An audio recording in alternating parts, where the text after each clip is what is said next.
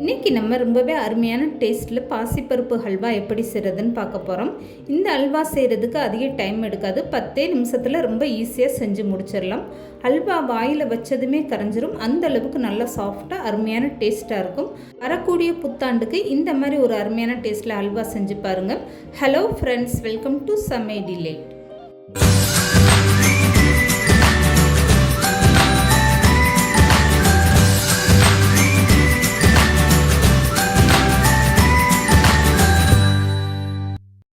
இப்போ இந்த அல்வா செய்கிறதுக்காக 50 கிராம் அளவுக்கு நான் பாசிப்பருப்பு எடுத்திருக்கேன். இதை ஒரு குக்கரில் சேர்த்துக்கோங்க. பருப்பை லேசாக அந்த மாதிரி வறுத்து விட்டுருங்க.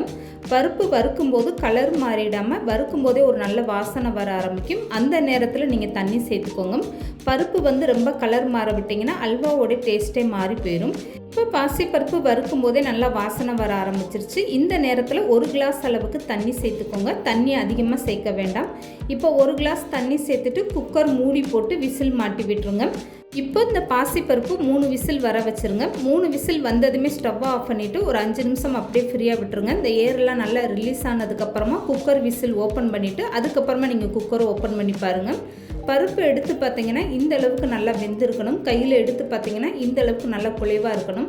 இப்போ இந்த பாசிப்பருப்பை நல்லா ஆற வச்சுட்டு ஒரு மிக்சி ஜாரில் வலுவலுன்னு அரைச்சி எடுத்துக்கோங்க. இப்போ அல்வா செய்கிறதுக்காக நான் 100 மில்லி அளவுக்கு நெய் எடுத்திருக்கேன். இப்போ ஒரு அகலமான பாத்திரம் எடுத்துக்கோங்க. இதில் 3 ஸ்பூன் அளவுக்கு நெய் சேர்த்துக்கோங்க. 5-6 பாதாம் பருப்பும் சேர்த்துக்கோங்க. இப்போ இந்த பாதாம் பருப்பு லேசாக அப்படி வறுப்பட்டு வரட்டும். இதுக்கப்புறமா கட் பண்ணி வச்சுருக்க முந்திரி பருப்பு சேர்த்துக்கோங்க. இது கூட நீங்கள் உலர்ந்த திராட்சை கூட விருப்பப்பட்டீங்கன்னா சேர்த்துக்கலாம். இப்போ முந்திரி பாதாம் ரெண்டுமே சேர்ந்து நெய்யில் நல்லா வறுப்பட்டு வரட்டும். நல்லா செவந்து வந்ததுமே அப்படியே வேறு பாத்திரத்தில் மாற்றி எடுத்துக்கோங்க. இந்த பாசிப்பருப்பு அல்வா செய்கிறதுக்கு உங்களுக்கு அதிக டைம் எடுக்காது, 10 நிமிஷத்தில் ரொம்ப ஈஸியாக நீங்கள் செஞ்சு முடிச்சிடலாம். இந்த பாசிப்பருப்பு வேக வைக்க மட்டும்தான் உங்களுக்கு டைம் எடுக்கும். அடுத்தடுத்து ரொம்பவே ஈஸியாக நீங்கள் இந்த அல்வாவை செஞ்சு முடிச்சிடலாம். மற்ற அல்வா மாதிரி நீங்கள் கை வலிக்க ரொம்ப நேரம் கலந்து கொடுத்துட்டுலாம் இருக்க வேணாங்க. உடனே ரொம்பவே சூப்பராக ரெடி ஆயிரும். இப்போ முந்திரி பருப்பு பாதாம் பருப்பு ரெண்டுமே சேர்ந்து நெய்யில் நல்லா வறுப்பட்டு வந்துருச்சு. இதை அப்படியே வேற ஒரு தட்டில் மாற்றி எடுத்து வச்சுக்கோங்க. இப்போ ஸ்டவ்வை கம்ப்ளீட்டாக குறைச்சிட்டு அதே நெய்யில் 3 ஸ்பூன் அளவுக்கு கார்ன்ஃப்ளவர் மாவு சேர்த்துக்கோங்க. இப்போ கார்ன்ஃப்ளவர் மாவு சேர்த்ததுமே நெய்யோடு சேர்த்து இந்த மாதிரி நல்லா கலந்து கொடுத்துருங்க. மாவு கரிஞ்சு போயிடக்கூடாது. ஸ்டவ்வை கம்ப்ளீட்டாக குறைச்சி வச்சுட்டு இந்த மாதிரி நல்லா கலந்து கொடுத்துருங்க. ஒரு 2 நிமிஷம் நீங்கள் இந்த மாதிரி கலந்து கொடுத்தீங்கன்னா போதும். இதுக்கப்புறமா அரைச்சி வச்சிருக்க பாசிப்பருப்பு அப்படியே சேர்த்துக்கோங்க. இந்த பாசிப்பருப்பு அரைக்கும் போது நீங்கள் எக்ஸ்ட்ரா எதுவும் தண்ணி சேர்க்க வேண்டாம். வேக வச்ச தண்ணியோடு சேர்த்து அப்படியே அரைச்சி எடுத்துக்கோங்க. இப்போ பாசிப்பருப்பு நீங்கள் சேர்த்ததுமே உடனே நல்லா கெட்டியாக ஆரம்பிச்சிடும். ஸ்டவ்வை இப்போ மீடியமாக வச்சுட்டு இந்த மாதிரி கலந்து கொடுத்துட்டே இருங்க. இப்போ பார்க்கும்போது உங்களுக்கே தெரியும் எந்த அளவுக்கு நல்லா கெட்டியாகிடுச்சு பாருங்கள். இப்போ அளந்து வச்சிருக்க சர்க்கரையை சேர்த்துக்கோங்க. 50 கிராம் பாசிப்பருப்புனா 150 கிராம் நான் அளந்த சர்க்கரை சேர்த்துருக்கேன். இப்போ சர்க்கரையை சேர்த்துட்டு உடனே நல்லா இந்த மாதிரி கலந்து கொடுத்துருங்க. இப்போ ஹல்வா எந்த அளவுக்கு நல்லா கெட்டியாக ஆரம்பிச்சிருச்சு பாருங்கள். சர்க்கரையெல்லாம் நல்லா கரைஞ்சி ஹல்வா கெட்டியாக ஆரம்பிச்சிருச்சு. இந்த நேரத்தில் ஸ்டவ்வை கம்ப்ளீட்டாக குறைச்சிட்டு ஒரு பிஞ்ச் அளவுக்கு கேசரி கலர் பொடி சேர்த்துக்கோங்க. உங்களுக்கு கேசரி கலர் பொடி சேர்க்க விருப்பம் இல்லைன்னா நீங்கள் ஹல்வாவை இந்த மாதிரி அப்படி செஞ்சு எடுத்துக்கலாம். இப்போ எடுத்து வச்சுருக்க நெய்யிலிருந்து 2 ஸ்பூன் அளவுக்கு நெய் சேர்த்துக்கோங்க. எடுத்ததுமே மொத்த நெய்யும் சேர்க்காம அப்பப்போ இந்த மாதிரி நீங்கள் நெய் சேர்த்து கலந்து கொடுத்துட்டே இருங்க. இப்போ 2 ஸ்பூன் நெய் சேர்த்துட்டு இந்த ஹல்வாவை நல்லா கலந்து கொடுக்கும்போது அந்த ஹல்வாவில் நெய்யெல்லாம் நல்லா உள்ளே இழுத்துட்டு உங்களுக்கு ரொம்பவே சூப்பராக வரும்.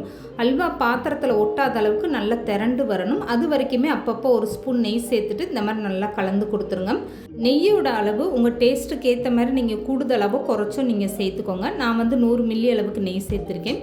இப்போ 2 ஏலக்காவை அதை நல்லா பொடி பண்ணிவிட்டு சேர்த்துக்கோங்க. இது கூடவே இப்போ கூடுதலாக 2 ஸ்பூன் அளவுக்கு நெய் சேர்த்துட்டு இந்த ஹல்வாவை நல்லா கலந்து கொடுங்க.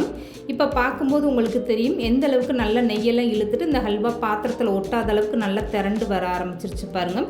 இந்த நேரத்தில் நீங்கள் வறுத்து வச்சுருக்க பாதாம் முந்திரியை அப்படியே சேர்த்துக்கோங்க. இதுக்கப்புறமா நல்லா ஒரு டைம் கலந்து கொடுத்துருங்க. அவ்வளோதாங்க, பாசிப்பருப்பு ஹல்வா ரொம்பவே சூப்பராக ரெடி ஆகிடுச்சு பாருங்கள். இப்போ ஸ்டவ்வை ஆஃப் பண்ணிடுங்க. மற்ற ஹல்வா மாதிரி நீங்கள் கை வலிக்க ரொம்ப நேரம் நின்று கிண்டி விட வேண்டாங்க. உடனே ரொம்பவே சூப்பராக அந்த ஹல்வா ரெடி ஆயிடுச்சு பாருங்கள். 10 நிமிஷத்தில் ரொம்பவே அருமையான டேஸ்ட்டில் பாசிப்பருப்பு ஹல்வா இந்த மாதிரி நீங்கள் கண்டிப்பாக ட்ரை பண்ணி பாருங்கள். கரண்டியில் எடுத்து விடும்போது எந்த அளவுக்கு நல்லா கரண்டியில் ஒட்டாத அளவுக்கு ரொம்பவே சூப்பராக வந்திருக்கு பாருங்கள்.